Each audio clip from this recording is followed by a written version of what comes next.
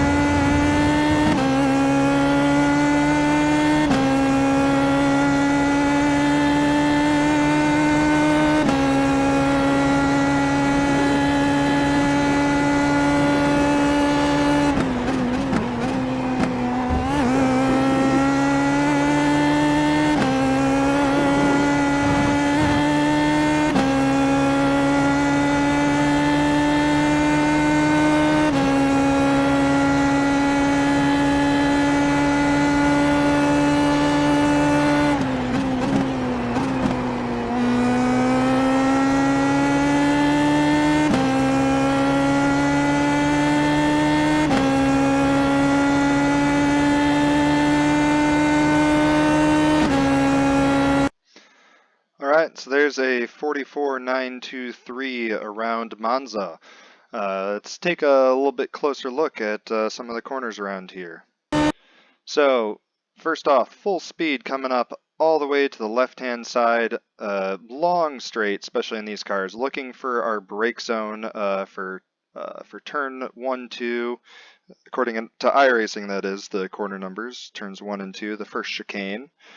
My brake marker for this, I'm looking in between the 150 and the 100 board, probably right about where this the shrub ends over here on the left-hand side. You can see I get just about a car length past that, and then I'm heavy on the brakes, doing all my braking here in a straight line. I'm going to turn in only second gear, and I want to get as much of this first curb as possible, but not to really upset the car. So I get all the way down here into second gear and turn in nice and late so I can get all the way up over this curb. I'm keeping the left side tires on the green, white, and red curbing. So come all the way over the top. I'm giving just a little burst of throttle, more to just kind of keep my minimum speed up and keep the car settled across the curb here. But I want to make sure that as I come off of this curb in my transition, I'm not ending up too far to the left here. I want to be about right here, which, you know, kind of mid-track and pointing up here, so that the left side tires are not going to overlap with the kind of sausage curb of the apex there. Because I really need to, you know, with Monza, you really need to focus on your exits out of the corner. So I want to make sure I can get the power down, and part of that is not coming off this curb, because coming off this makes it really hard to get the power down. So it's a quick transition back to the left with just a tiny little bit of trail brake, and you'll notice that I don't quite ever touch this this apex curb here. I want to stay just off of it so I can start to get the power down. You'll see I start to ease into the throttle already from that apex. It's about half throttle, and I have to unwind my hands very quickly. Just I start to feed in just a little bit too soon, just start to slide it out. And this is about the limit of starting to lose time. If I had slid this just a little bit more, I would have lost a lot of time, added up to almost a tenth of a second, out of this corner. So this is right on the limit of how quickly you can get back in throttle. It's something you got to be really patient about. Get the hands all the way straightened up, let the car take a set before easing into full throttle. So as you can see, I used just a little bit of counter steer there to catch the car just a little prematurely so I could get the power down as fast as possible. So I'm downshifting to first gear in that transition to get myself slowed down. But as I roll across this first apex here, this first curb, I want to make sure I stay in second gear to keep that minimum speed up. And then right here, you'll see it when I actually go down to first to get that rotation around this corner. All right, so with that, let's watch that back one more time in real speed from the chase camera.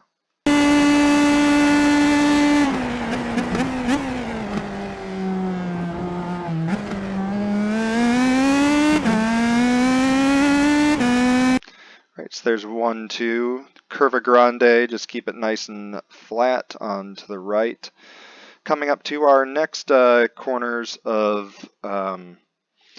focus. This is the second chicane, according to iRacing, turns 4, 5, or the Della Roggia chicane, as I've also heard it called. So our brake marker for this corner, I'm driving underneath the bridge, and I'm looking for the 100 board and this access road. I can start to push it closer to the 100 board, but ideally I'm braking about halfway in between these two. If you're not quite as confident in the brakes or carrying the speed in, definitely brake at the access road here. So you'll see I come all the way in, almost all the way down to the 100 with the brakes. Again, super heavy brake zone, all done in a straight line. Going to get all my downshifts in and then turn in and try and clip as much of this first apex curb as possible.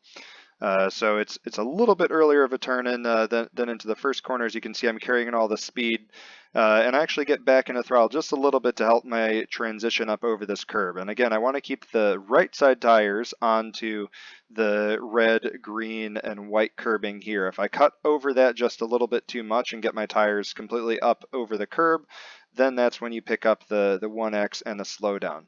So it's just a little bit of throttle to keep the car settled as I transition up over the curb, get my minimum speed up to about 50% as I transition back to the right. I can clip this if I need to, but I would not like to get the right side tires onto the sausage curb here because it will upset my run out of the corner. This is one of the few chicanes where we don't have a huge straightaway afterwards, but it will still cost you time not being able to get the power down.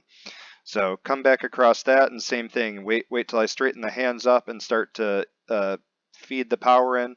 I can use all of this exit curb if I need to here, just a little bit of sliding as I get the power down up into full throttle. It's very manageable. There's quite a bit of rear grip in the setup, but take a look at the last changes I made if you need just a little bit more grip on power down. Just maybe go one more click on those last couple things. All right, so with that, let's watch this one more time in real speed from the chase camera.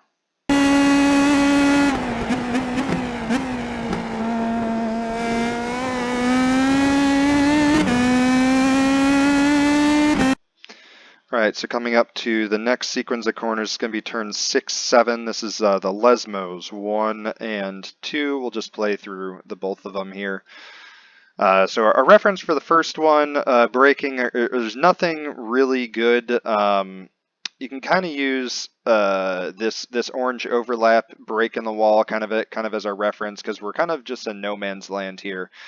So I'm going to want to break this maybe 2-3 car lengths before this orange overlap.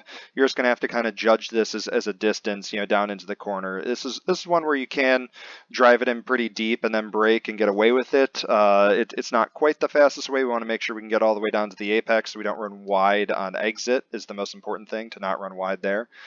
So whatever you can find as a reference. Unfortunately, there's not really anything great here for the corner, but it's it's a light brake, very slow hands on the way in, so very slow on the turn in, just working the car all the way down to the apex. As I get down here, I can start to ease into throttle, just pick up this little bit of maintenance throttle, about 60-75%, and start to ease this in as I come on exit. Even before I start to straighten the hands up, you can get into full throttle. And that's basically just waiting till I can see all the way out of the exit, and I just let the car naturally track itself out. I can get all the way completely onto this green curbing here. As long as I keep the right side tires onto this red, white, and green, I'm good for the 1X. But we don't have to use all of the curb out there if we don't need to. Approach for Lesmo number 2 comes up pretty quickly. I'm going to use the 50 board, and I'm going to brake about a car length before the 50 board. And similar to Lesmo 1, this is going to be a very light brake and very slow hands on entry. I don't want to have a very aggressive turn in because it's going to upset the car. So there it is, about a car length before, about 40% brake, so it's a little bit heavier, but I'm getting out of it right away, and it's very slow hands on turn in, get all the way down to the apex. As I'm approaching the apex, I can start to feed the power back in because I've gotten the car rotated. I get down right to it. I don't actually run up on it because it is kind of like a V, the track coming down to that apex curb, and then the apex curb itself kind of comes back up a little bit of an angle. So I don't want to ride up into that because it will upset the car on exit, but I want to make sure I get the right sides all the way down to that apex curbing. Fairly straightforward, easy to do. Get the power down. We can in this car run out here onto this curbing if we need to. Went just a little bit too quickly back to power. As you can see, I'm chasing the rear end just a little bit. The one thing, there is kind of a bump during this transition here, so I would like to get the left side tires back over onto the racetrack by the end of the red, white, and green curbing. If I don't, I can kind of bottom the car out, and it will end up costing us a couple miles an hour onto the straight. But Lesmo 2, very important because very long straight afterwards. So we want to make sure we get the power down as early as possible, and so some of that just comes with that apex speed. And so this all stems from slow hands on the way in. So that goes for both the Lesmos here. Slow hands on the way in. Just roll as much speed as you can through there. So one more time from the chase camera.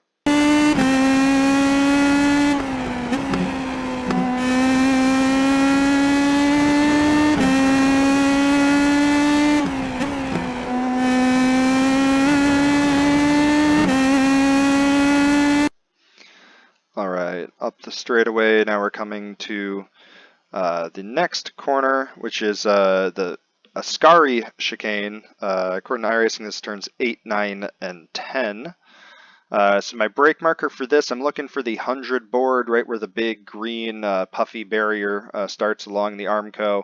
That's what I'm using as my brake marker, and I'm going to be braking about just a car length before that 100 board. And so it's only about a medium brake for this. It's about 50-60%, but I need to make sure I get the car slowed down and turned in third gear. So this particular lap, I take just a little bit much of this apex. I'm ideally aiming just to put the left side tires up onto this curb, but not quite hit the sausage. But as you can see, I end up getting away with it this lap. It doesn't upset the car too much. Sometimes if you're turned a little bit much and you hit the curbs there, it's real easy to just upset and have the rear end of the car step out just a little bit, too much in this transition. This particular lap, I didn't have quite as much steering lock in it, so I was able to get away with it, and I didn't end up losing a whole lot of time through. I think this is the sector 4 through here, so I lost 0.02 through the sector, and that was from clipping that curb there. So come back. I want to make sure I keep my minimum speed up, so I'm up into full throttle as I turn back back to the right. But you notice I am having to pedal it a little bit. So the rear end is kind of sliding in these transitions. I'm making sure I maximize the track. I do not want to hit these sausage curbs here. I just want to get the right sides onto the green, white, and red curbing. These will really upset the car because we're already pretty borderline on the left rear right now, sliding it around this corner. That's why I'm pedaling it just this little bit, because the left rear is, you know, at its maximum and starting to lose grip through this transition, and having the right sides even just up on the curb a little bit is what's causing that. So as I come off of that curb, I catch the rear end. I can get back into full throttle, and then it's same thing through the left-hander here. Try not to hit this curb to just because we don't want to break traction in the rear of the car. But we are very borderline coming through these corners here. As far as the rear end is sliding right at the maximum level of grip. But for the run out, I'm trying not to pedal this and mainly just straighten out my hands. You can see I'm straightening the hands out. If we can ride completely over this curbing here as we need, as long as we keep the left side tires on that green, white, and red curbing, we can track all the way out here, no problem. So just use all the track here to just kind of chase the rear end so that we can keep it flat out. I don't want to be, you know, cutting this in any more than I need to and scrubbing speed. I want to keep that speed rolling and not be sliding the rear of the car. So with that, let's watch Ascari one more time in real speed from the chase camera.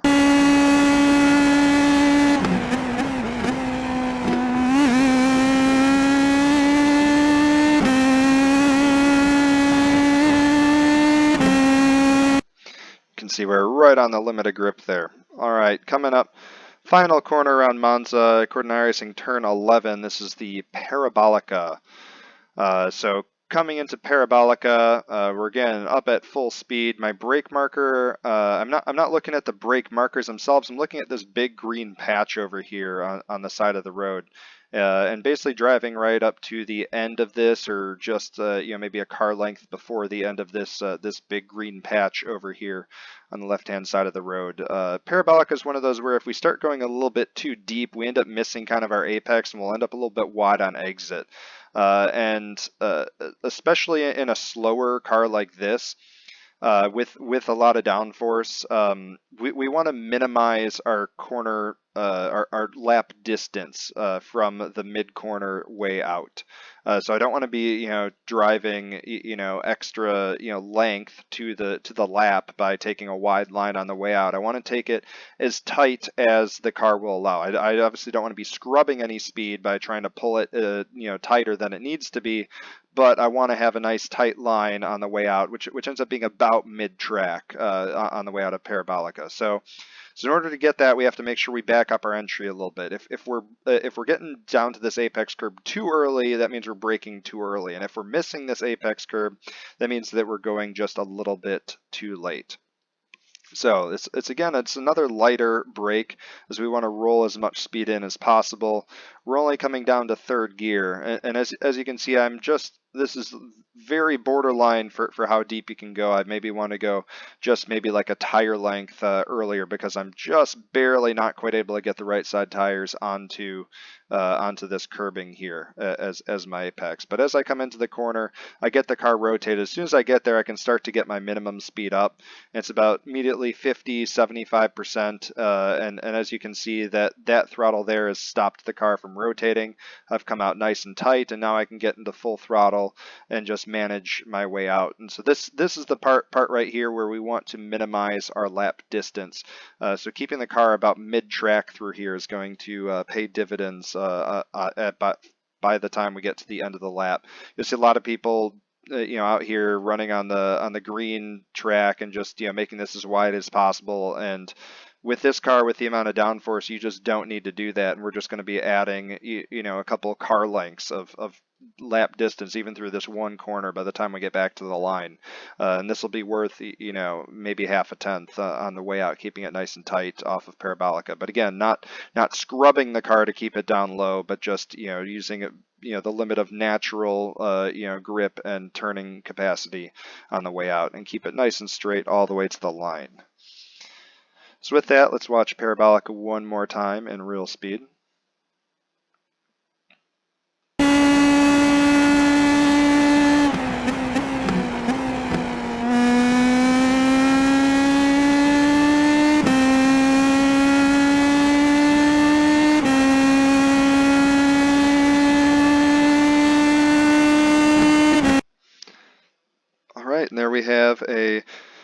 144.9 lap around Monza. So again, that one was pretty quick, right there with my optimal. So felt really good about that lap. Yeah, if you guys can get into the 45s, this should probably be a pretty good race pace. You can definitely hang in a draft if you can run those type of laps. With that, look forward to seeing you guys out there on track.